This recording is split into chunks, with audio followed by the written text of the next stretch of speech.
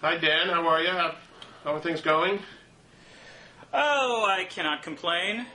I'm playing the Olympic theme in case you cannot hear it, since I understand this is going to be the primary topic of our conversation. Oh, I can't hear it. Is it about higher, faster, stronger? It's the John Lee one. Oh. I figured you would be more sympathetic to that one, the one for the 1984 games. No, right, of course, right.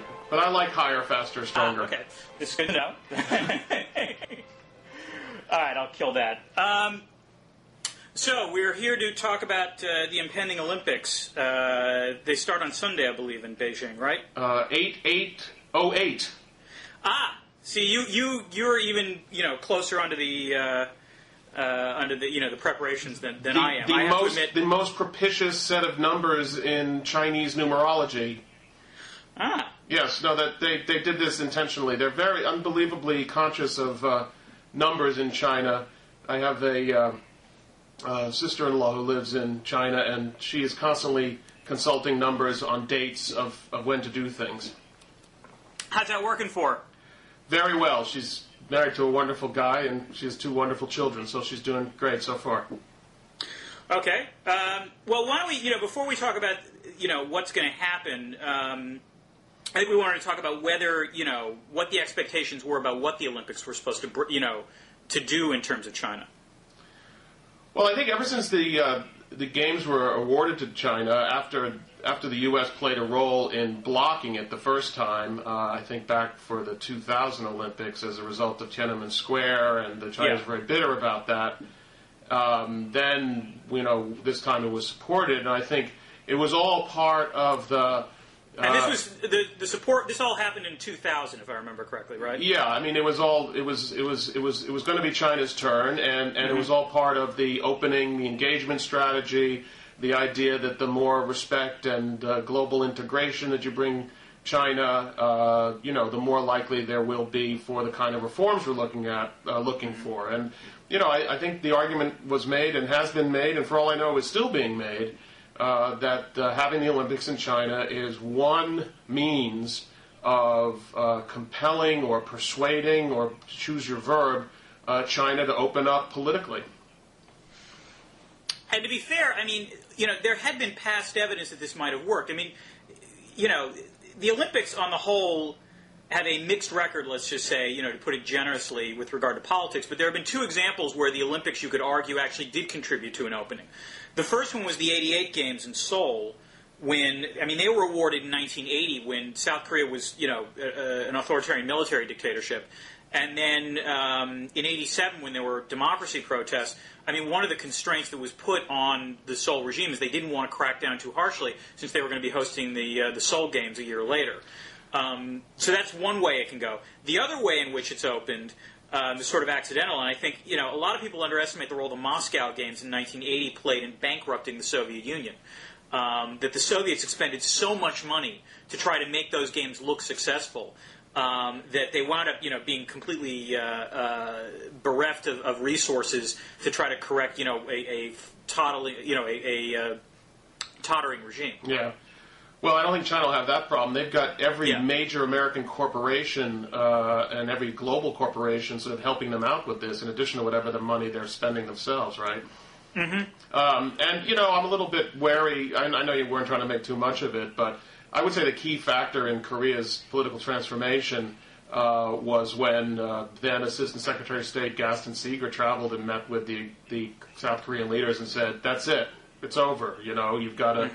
You've got to stop this, and that's what's missing here, of course, right? Is this sort of pressure that the United States actually was putting on the South Korean regime. There are a lot of other things going on. There had been economic growth. There had been, I think, a kind of weariness on the part of the South Korean leadership of that kind of rule. But the United States, as in some other places, gave it a very powerful nudge, and that's really not going to happen in this situation, obviously. True, but that can't happen in this situation. The U.S. had a lot more levers at its disposal with vis-a-vis Seoul in 1988. No, of course. They were a military ally. We had troops on the ground. Right. It was a much smaller country, frankly. I guess in a perfect world, what would you have wanted to have seen the U.S. do? Let's assume that in 2000, and you also let's put this in context. In 2000, the U.S. is riding the crest of a globalization boom.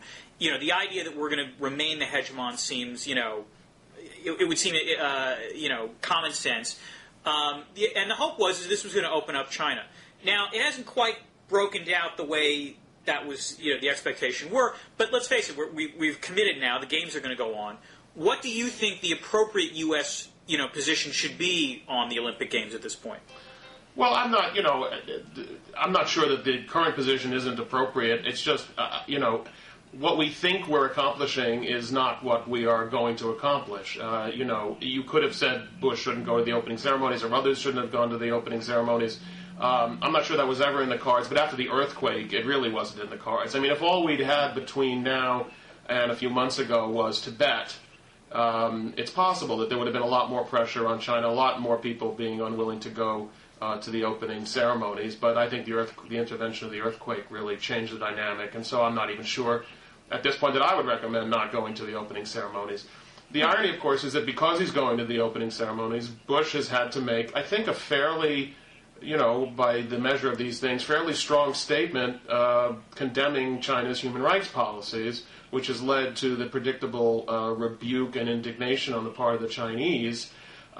This is all part of the kind of engagement strategy that the whole foreign policy establishment on both sides of the street argue for. Yeah. But, I mean, what is the effect on the Chinese is the question that I would ask. I mean, are they really feeling that we are friendly and engaging because Bush comes to the opening ceremonies and denounces him on his way over there? Or are we not really only continuing to demonstrate to the Chinese what I think they already believe, which is that fundamentally we don't like them. We can never really get over it. And the only reason that we're engaged with them is because we like the money and maybe we're worried about them. And so all this elaborate dancing that we do doesn't really change those basic perceptions. Well, I don't know. I mean, I would say a few things. The first is that I don't think the Chinese care whether or not we like them. I think they care whether or not we respect them. And that's a slightly different concept. And I think in that sense, the idea of Bush going to the opening ceremonies does, convey respect. Second, their response on the human rights thing, I think I have to wonder if there's something about China where they always use the phrase hurt feelings. I've been doing a lot of research right now on sovereign wealth funds, and one of the fascinating things that comes up is that whenever anyone suggests regulating sovereign wealth funds, the head of the CIC keeps saying, these will cause hurt feelings. This would not be a good thing. Which leads me to wonder, I mean, the Chinese are really sensitive, apparently, the hurt feelings about any kind of policy proposal. Well, I mean, that's kind of a contradiction. I mean, on the one hand, they don't care what we think. On the other hand, they do care what we think. I think you're right the second time. I mean, this is the irony. So much of what I believe, so much of what the Chinese are after is not purely economic or even, tangible forms of power, but they're also after prestige and acceptance of their place in the international system. And respect is not just about fear and, you respect their power, but respect is that you respect them. And they do care. And it's also part of what they're selling to their own people. Look how the world respects us.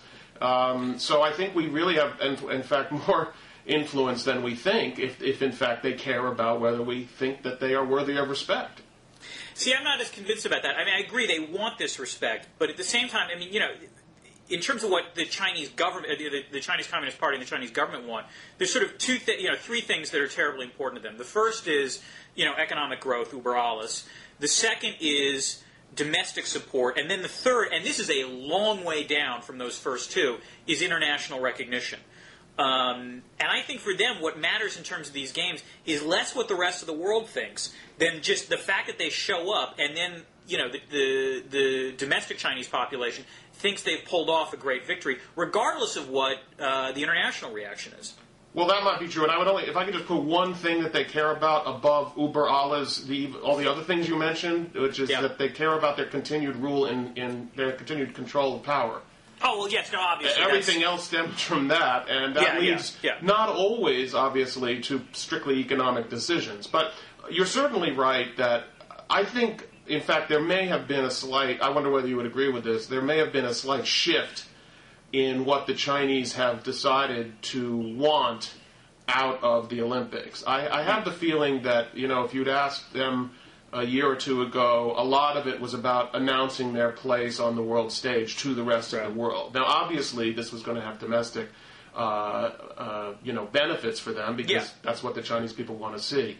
But I think as a result, I would guess that as a result of Tibet and this sort of unwanted and unpleasant scrutiny that the government has had on it by the Western press and continues to have on it and probably will continue throughout the Olympics, that they have sort of maybe downplayed that aspect of what they were seeking and really now increased the goal of sort of inspiring Chinese nationalist support, sort of Chinese nationalist pride, which translates into support for the government. Yeah, I mean, if you step back, I think it's safe to say that neither the United States nor China is going to get all of what it wanted out of these games.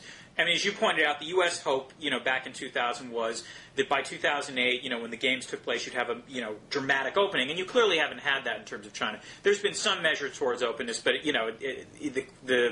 it's not even remotely taking the steps that I think were envisaged back in 2000. At the same time, it's clear that what China wanted out of the games is not going to happen, and I think they clearly have been surprised at sort of the past year's worth of events. Most prominently the protests surrounding the torch ceremony, but a lot of other sort of, highlights of China, why are you doing this, why are you doing that, and the notion that, they get tied to the Olympic Games, the activism by Sun Datai, try to change China's policy on Darfur, labeling these the genocide Olympics. And I think they were all, they were very surprised by that. Yeah. And that's an interesting phenomenon, and there's a very interesting piece in the Washington Post op-ed pages today, which references the recent Pew poll, Global Attitudes polls. And there is this huge gap between the way the average Chinese feel the world feels about China, that their view is that the world loves China. But in fact, the Pew polls also show that around the world, almost uniformly, opinions of China are dropping quite dramatically and in fact are fairly negative. So that the huge gap between what the Chinese people think the world thinks of them and what the world actually thinks of them. And I also think that, we're now dealing also with the gap between the American elite and the American government and the way it deals with China and talks about China and perhaps a more general public attitude, which is quite different. If the Chinese are only dealing with their friends in the government, if they're only dealing with Hank Paulson and U.S. government officials and U.S. business leaders, they're only going to hear, how much the United States cares about and respects China, et cetera, et cetera. But then if you actually ask the American people what they think, it's a much more negative attitude. Well, I mean, this ties into something. I mean, this is an argument I made in an academic piece, which is that Americans are, and actually I would argue a lot of people are intuitive realists, which is they're going to balance against rising powers. And I think that's what you're seeing in terms of the public reaction to China. And I furthermore think that also explains the Pew results globally, which is I think one of the reasons you're going to see downward trends in terms of popularity of China doesn't have so much to do with Chinese policies. It has to do with the fact that China is simply growing relatively rapidly, and particularly China's neighbors aren't necessarily going to be filled with warm and fuzzy feelings about that. So that's partly what's going on. But the other thing I would say is I don't think the Chinese are blind to the fact that, at least the Chinese leadership is blind to the fact that a lot of people are reacting in a more negative manner towards them. I mean, I think they see the U.S.-China Security and Economic Commission, whatever that, the congressional thing, that likes to publish, hold hearings about why China is a threat and so forth. I think they're quite aware of that. And this will probably constrain them somewhat in terms of what they're going to do. There are just limits to what that kind of criticism is going to do in terms of affecting their behavior. I think it'll affect their behavior on peripheral matters like Darfur. And let's face it, that's not going to be that terribly important to China. It will not affect them whatsoever in terms of the government's treatment of its internal population, not to mention Taiwan. Right. I mean, you're certainly right that the Chinese are very aware of it in this realist sense of what their effect, what the effect of their growing power has on perceptions of them. But I guess, I just think we need to keep in mind how important, and nobody wants, this is a very unpopular discussion these days, how important the, for lack of a better word, the ideological gap is. I guess I don't entirely agree that it's just about, that it's primarily about China's rising power, whether in the American mind or in Europe, where I've just spent 3 years. I think the nature of the Chinese government is a big part of this. I mean, India is also a rising power, but there's not that same kind of, concern about India's rising power, certainly in the United States and Europe, except perhaps as an economic power. But in the case of China, I really think a lot of this is about human rights. And, the Chinese have a hard time, not only are they unpopular because of their own policies, but as you mentioned, they're also unpopular because of their policies, and not just on Darfur, but on Zimbabwe and Burma. And all of it ties together in the public mind. Certainly in Europe, there's a very close correlation between, attitudes towards China and how China's behaving in Africa, and in the case of Burma. And I think these are not things that can be smoothed over. This is a fundamental problem in our relations with China that doesn't go away. I mean, look, let me be clear. I don't think the American people or Europeans, for that matter, everyone else, are thrilled with China's human rights, policies. I agree that there's some element of hostility there. I don't think that's what's driving, the public hostility. I think it's two things. I think it's China rising as a global power, and then even much more important, I think, than human rights is economics. I think it's the fact that a lot of people in a lot of countries see China as an economic threat. Now, whether this is actually true or not is a separate issue. But the point is that in people's minds, China is stealing their jobs, it's stealing output, and therefore, as a result, a lot of the world sees economics as a zero-sum game, and they look at China and see China winning, therefore they're losing.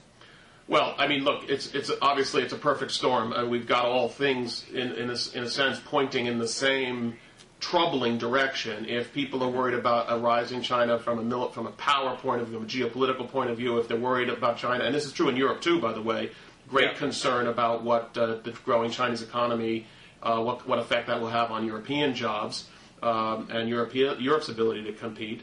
And on top of it, you have the fact that it's, from the Western point of view, it's still an unpleasant regime, despite many promises by, those arguing for friendly policy toward China that it would change. I guess the question Bob, is... hold on. Yeah. Bob, can I push you a second? I mean, do you really think that China is a revisionist power? I mean, to use this sort of IR term, which is, do you think China really wants to rewrite the rules of the global game? I mean, there's no question domestically it's going to do what it's going to do, and what it's going to do is probably going to be objectionable to a lot of the world. But do you think that in terms of its external policies, it's going to continually make trouble? Well, make trouble, there's always the danger that you say, if it's not Nazi Germany and it's not about to invade Poland, then it's not making trouble. The question is it going to be more like a traditional rising great power, which by definition upsets the existing system? I mean, I don't think anybody, I talked to many sinologists who would certainly agree. I once long ago read an article by Kenneth Lieberthal, who's very pro-China, very in favor of engagement. But he said China wants to be a rule setter, not just a rule follower. And why shouldn't they be? I mean, if they're going, from their point of view, if they're going to become one of the world's largest economies, if they're going to be wielding significant power, why shouldn't they have a part in setting rules? So, of course, they're going to want revision. It's not Alsace and Lorraine, it's not kind of territorial revision. It's not the Polish corridor, but it could take all kinds of forms. And one of the main revisions that China is inevitably going to seek, and I think that most Chinese, if you catch them in a private discussion, will say this very openly, is that China should rightfully be the dominant power in East Asia, and that means not Japan and not the United States. So. I think that is true. Now, does this lead to conflict? Not necessarily. I mean, I think intelligent policies on both sides can avoid sort of direct conflict. But is this going to be a competition and an era of some geopolitical tension, as in the past? I think that I find it hard to imagine that we could avoid that. No, I mean, I was thinking of, that John Eikenberry has this argument. I think it's Liberal Leviathan. He's got a book coming out where he basically argues that because the West has set up all these international institutions that basically promote, things like an open economy and various sort of Western rules for capitalism, that China is essentially going to get co-opted into this sort of, network of arrangements. And it's going to want to tweak the rules a little bit, but it's not going to want to push them too far. Well, on economics, certainly for a long time, China has been willing to accept the rules as they've been laid down. I mean, there are elements to which they are not violating the rules, but they're not playing the same game that many other nations are. For instance, in their kind of mercantilist attitude towards access to markets and resources, right? I mean, they feel they have to have special relationships with various dictators, as if they can't hold on to their oil supply unless they do, and they're also building a navy eventually to protect their oil supply, et cetera, et cetera. But I mean, the question is, where does it go beyond this kind of acceptance of the economic rules of the game? Right. And I'm very wary of saying that just by accepting the economic rules of the game, that then all the other pieces of the puzzle fall into place. Germany also accepted the economic rules of the game in the late 19th century, and I'm sure we could point to any number of other rising powers. I mean, we're so mesmerized by the Cold War example where the Soviet Union was promoting a different kind of economic system. The norm is not that. The norm is that all the great powers are participating in the same economic order, and yet somehow they wind up in conflict with one another. No, that's a fair point.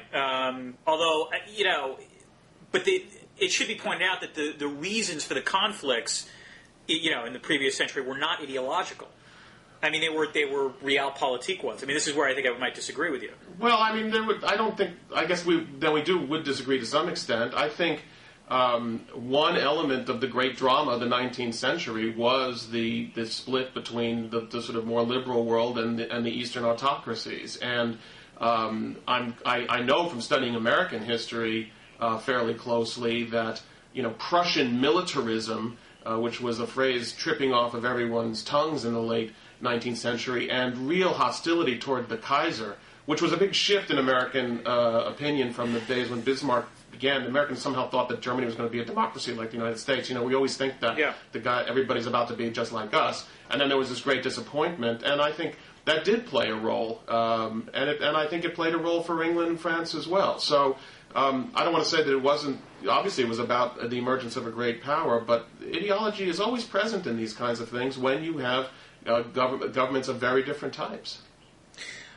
No, that's a fair point. Although, I mean, if I remember, I remember back in wasn't it Woodrow Wilson who talked about, there were two ways of looking at Germany. One was, they're autocracy. The other one is, they're an administrative state to which we should aspire to. I think Woodrow Wilson wrote this famous APSR article praising the Prussian administration on this. It's the authoritarian temptation. But, I mean, if you look at a kind of more, I guess I would say more typical American view, look at Teddy Roosevelt. For him, it was very much a struggle against what he would be eager to call German militarism, and autocracy. And he and Henry Cabot Lodge compared World War I to the Civil War, as a struggle between freedom and slavery. So I don't know. We don't want to get too far away from this, but I do think they all feed. Everything feeds in the same direction, which again I guess raises the big question: is how does this affect government policy? How does it affect Chinese attitudes? And for me, I just think we should stop kidding ourselves that the Chinese think that our attitude towards them is fundamentally benevolent. I think they don't think that. And so we need to grapple with that. Now, what the policy implications of that are, I'm not clear, but, we're always being told, don't treat China like an enemy or it'll become an enemy. I think the Chinese already think that we are fairly suspicious of them, to say the least. I don't know. I mean, again, remember we talked about the ranking of what China cares about.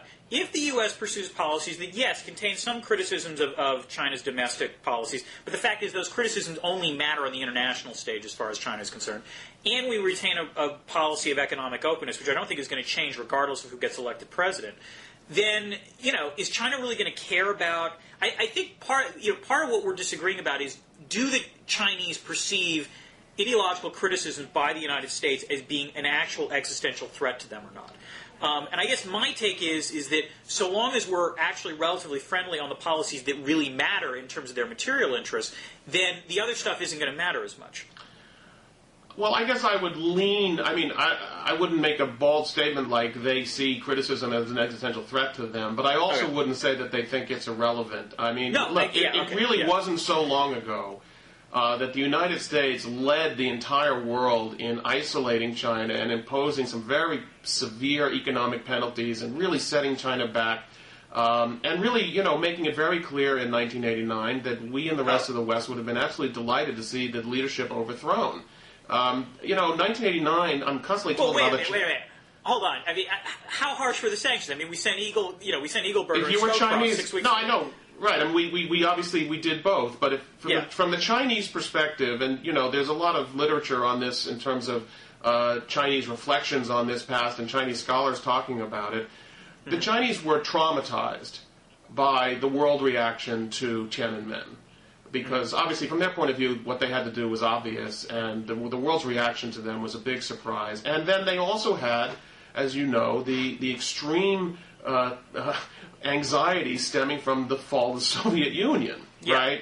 So, Putin today also worries that we'll run some kind of orange revolution against him in Russia. I don't think we should underestimate the degree to which they do worry that we mean them ill and can do them harm. And by the way, that is one reason the Chinese are not going to make the same mistakes that Gorbachev made, and it is one reason why they do not tolerate one iota of dissent, because I think they realize, and this is true throughout their history, if they allow even a small opposition to emerge, the outside world will swing in behind it and cause them a lot of trouble. So they have to really keep the lid on about as tight as they possibly can.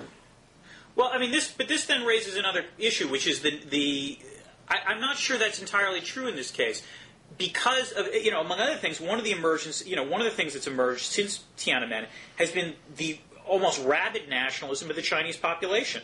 I mean, the thing that I found interesting about the torch protests that took place earlier this year was less the reaction of the West, which was not terribly shocking, but rather the reaction of the Chinese population, which is, man, they were pissed off at Westerners. How dare you, take this blatant pro-Tibetan, position?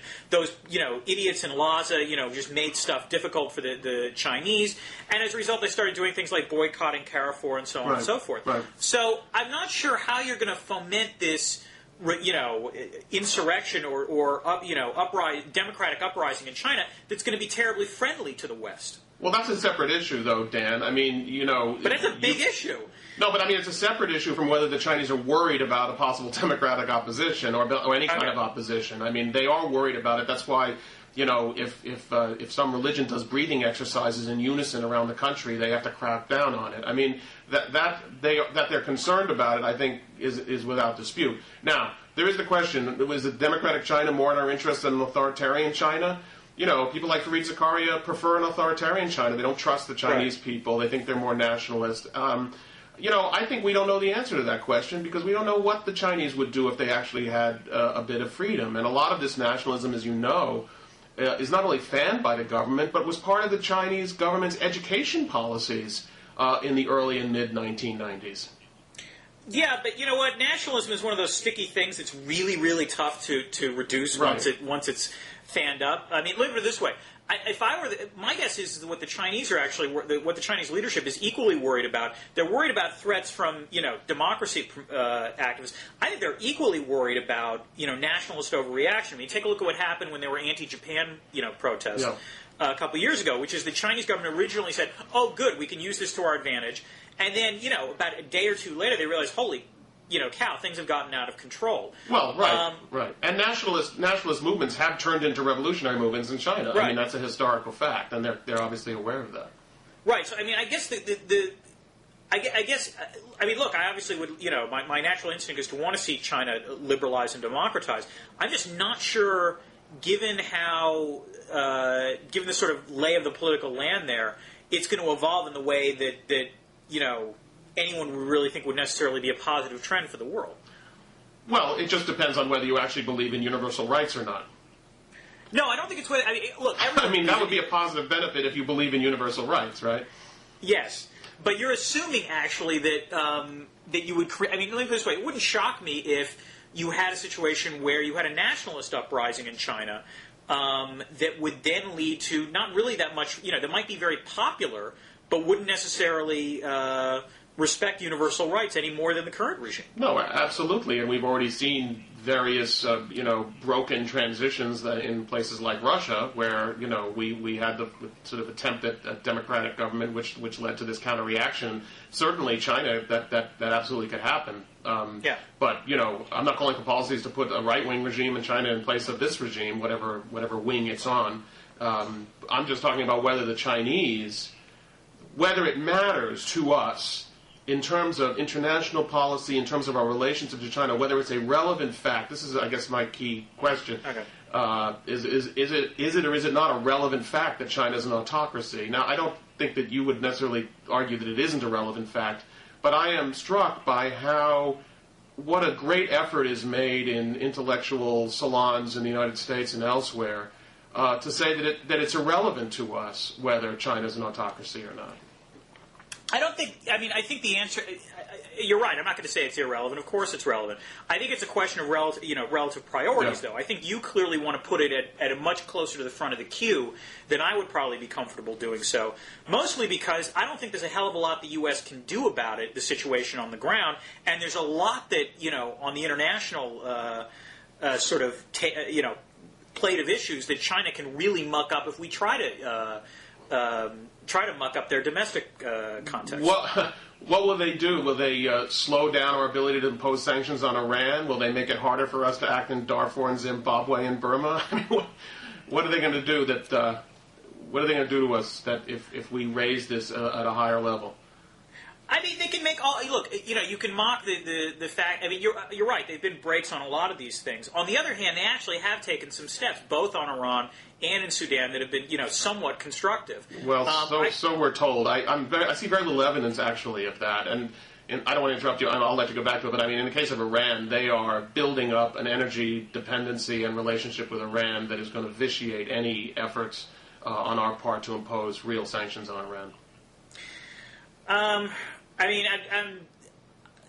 mean, you're right. They're never going to be the most enthusiastic, coercers of Iran. On the other hand, I don't think they're going to be. They don't want Iran to have nuclear weapons either. So this is not a situation where, this is a situation where hopefully you're going to have, more multilateral coercion applied towards Iran.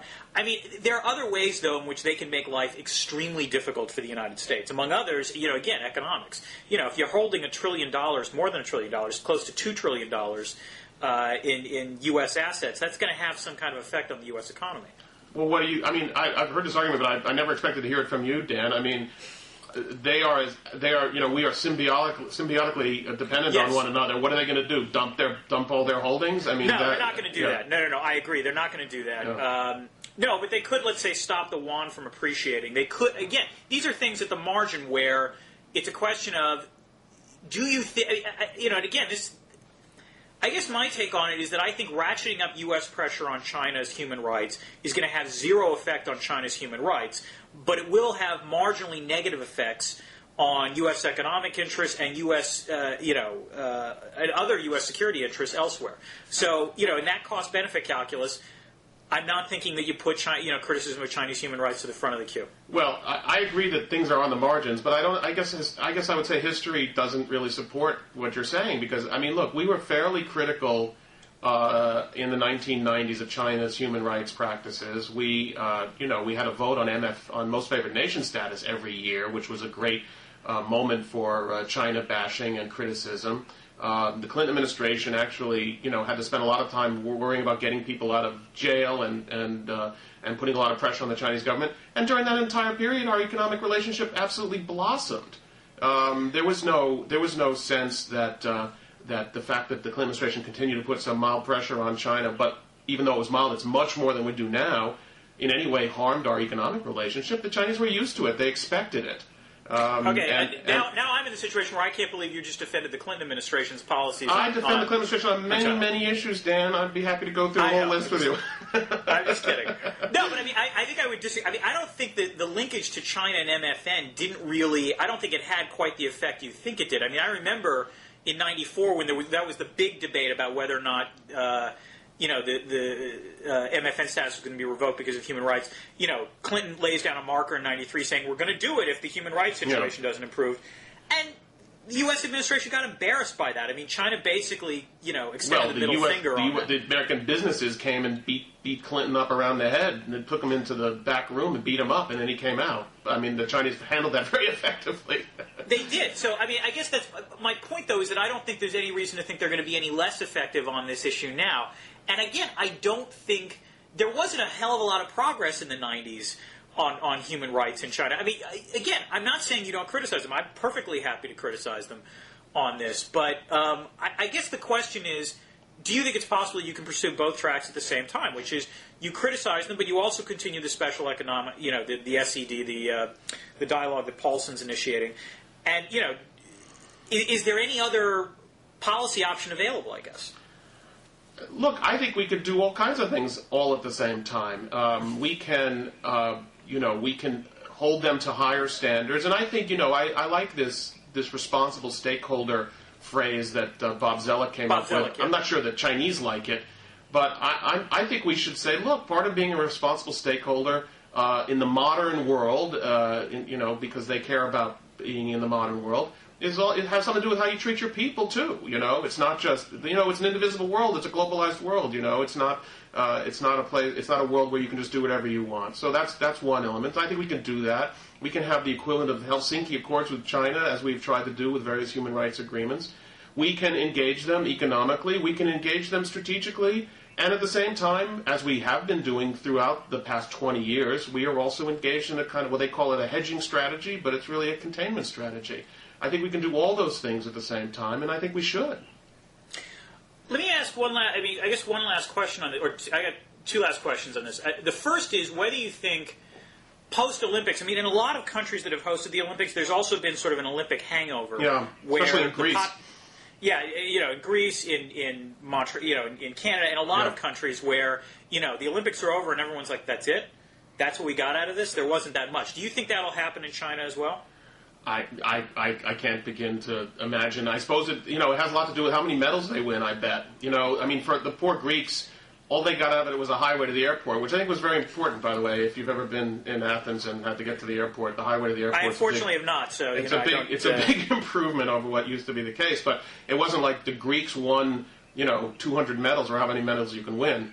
The Chinese are really in a medal hunt. And not to make too many comparisons with past Olympic moments, but they are determined to win a lot of medals. I've even read that they've gone into specialized categories like, I don't know whether it's canoeing or something, where there just happened to be like 14 medals lying around, so they hired the best canoeing instructor in the world so they could pick up 14 canoeing medals or something like that. I don't know. I don't have the facts quite right, but it's something like that.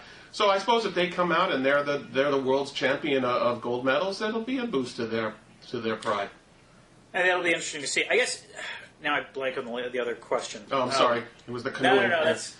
That's oh shoot! I hate it when this happens. I was going to ask about China and the Olympics, and then whether or not. Well, I'll keep talking while you think. The other thing, though, is that I do think that is going to be a lasting image in the Chinese mind of the way the world sort of gave them a hard time during this whole period. I think that is also going. I wouldn't say that's the same as the kind of hangover you might have in Greece or Montreal. It's a very different thing. I think the Chinese will remember how much criticism. How much and from their point of view, how much the world seemed to throw its support behind various dissident groups which they have no sympathy for, whether it's Tibetans or Uyghurs or other kinds of political dissidents. And I think that will also be a lasting memory from this Olympics. Wait, so Bob, I want to see if I understand your position on this, because the implication of that is that the Chinese are therefore not going to look favorably on the fact that this happened.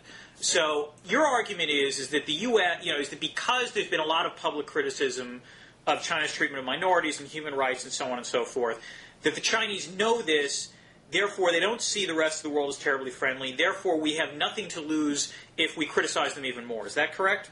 That's not what I would never, that's not the way I would put it. What I would say is, first of all, we need to stop fooling ourselves, because there is an awful lot of this pretense that we are somehow convincing the Chinese that we just want to be friends. I don't think they believe that for a second. And so, therefore I would say we shouldn't worry that if we only utter out loud what they know we think anyway, and by the way, we do utter it out loud all the time, even if we don't, think we are making it a matter of policy, that they can adjust to this. I guess what I'm saying is, we are in such fundamental disagreement over such basic issues as fundamental human rights that is going to be a continuing source of tension in the relationship, regardless of whether we want it to or not. Now, that doesn't necessarily lead to a policy recommendation one way or the other. My own view is that we ought to put more We've got to raise the level of our interest and concern in Chinese human rights and push for more democratization. But what I don't want us to do is to think that somehow we fooled the Chinese into thinking that we don't care about those things when we are constantly talking about them. Okay. I guess the last thing I would, I suppose I'd ask about with regard to the Olympics is whether or not, do you think anything could happen at the Olympics where the Chinese population themselves would say, oh man, this didn't go the way we thought it was going to go? Forget the medal count. That one way is that the Chinese don't do as well in the medal count as they're hoping. But is there other events that could happen? The persistence of smog or algae in Beijing and in the Yellow River, or something else that would actually cause the Chinese population to think, oh man, what the hell happened here? Well, you're asking a deeper question. I assume you're asking a question that would also have implications. Could something happen in the Olympics which would cause the Chinese people to think that their government mucked it up somehow, or that they didn't get what they wanted out of it from the point of view of national pride, etc., and what would the effect of that be? I assume that's basically what you're asking. Right. And who knows? Because again, as we've seen, the average Chinese access to information of all kinds is so limited that you don't know what it is that they will learn about, even about, and particularly about Western complaints about whatever's happening in China. I suppose if runners are passing out in the marathon because of pollution, that's sort of hard to avoid seeing. But in terms of foreign judgments of some of these things, I don't know whether the Chinese people will even see it. Look what happened. This is something I feel has gotten far too little attention. Look what happened after the earthquake, which was this great moment when the Chinese actually looked like they were being very humane. But then the mothers of the students who died in these buildings started protesting about the fact that all the schoolhouses fell down and the government buildings somehow managed to survive, which raised questions about corruption in the building of the schools, etc., etc. Boy, the Chinese shut that down. The Chinese government shut that down in a heartbeat. So, do the Chinese people as a whole, did it get around by word of mouth? Is there a festering unhappiness about something that's much more important, really, than what their image is in the Olympics? I just think we shouldn't underestimate the degree of control that government is able to exercise over what the Chinese people see. Although, I agree with you to some extent. There was a great FT story about how the Chinese sent social workers, and I'm using air quotes as I say that, to the earthquake-affected region where these social workers, were there to listen to the complaints and then recommended in the very end, whatever you do, don't complain about the government and don't, voice these complaints. And it began to occur to them that these social workers were actually central government agents. Yeah. I can certainly understand whether that's an issue. Although I think one of the concerns I have about your approach on this is that there's a paradox here, which is you're right. The Chinese Communist Party in particular has been quite ruthless at trying to stifle particular notions of political dissent that they see as a threat. At the same time, there is also this tension in China between the center and the provinces about what the provinces can do. And there are also areas where the Chinese government, the central government, seems to have very limited ability to influence anything. Well, there are a whole host of issues where, if a provincial government, it has to do with, how money is dispersed, how administrations are run, who has the appropriate fiefdom within the overall party structure or within the overall government structure, where it's clear the government does not have control. But if it came to a question of a dissident movement cropping up in some province, then all of a sudden the government seems to have enormously effective control, right? Right. So, there are, partly because, look, it's certainly within the oligarchy, within the ruling oligarchy of the Communist Party, there is competition.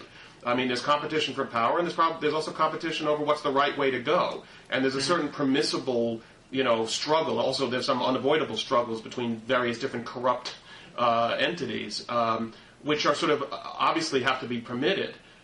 It's only when you get to the level outside the government of people criticizing the government or wanting to propose an alternative to the government, then somehow the Chinese government seems extremely unified indeed when it has to act.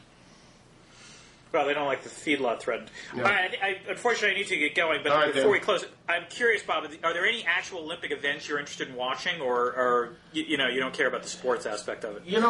I do. I think I only remember that I care when I turn on a television set and there it is. I'm not a big follower of Olympic events. I'm always vaguely interested in how the U.S. basketball team is going to embarrass itself in any given Olympic cycle. But other than that, I assume they're doing well this. They're going to do well this year, right? I mean, that's the hope, although they had a struggling preseason. I mean, the one thing, I will say, the one thing that the takeaway from this I have is that less about China and more about the Olympics themselves. I would love to see, the fact is, I don't enjoy the Olympics nearly as much as I enjoy things like the World Cup in terms of soccer, or the World Baseball Classic. And why is that?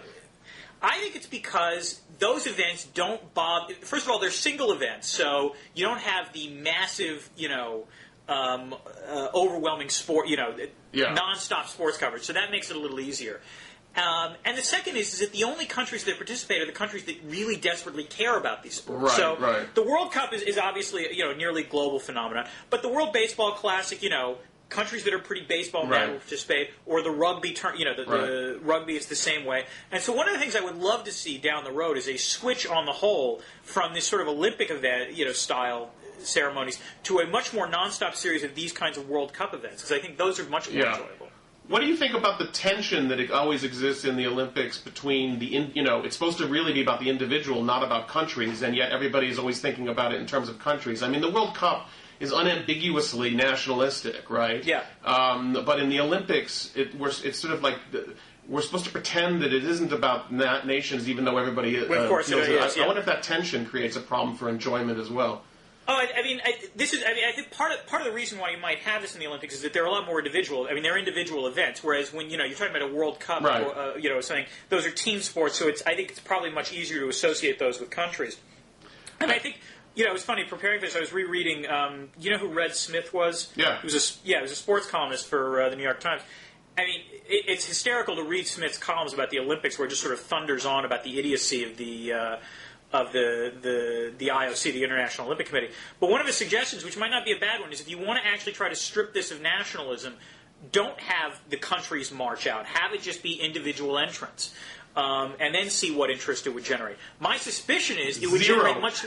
Yes, exactly. And I think that's the reason. The reason is that the reason people care about these sports is precisely for reasons of nationalism. Right. I mean, I think that's a really, by the way, key point, since the nation state was supposed to be on its way out, right? And it's amazing how vibrant it still is. In Europe, it's hysterical. As you know, watching the World Cup in Europe is funny, not only because the people are rooting for their own countries, but if their own country is out or they're not playing that night, there are ancient nationalist resentments that determine what other countries they're rooting for. So, absolutely.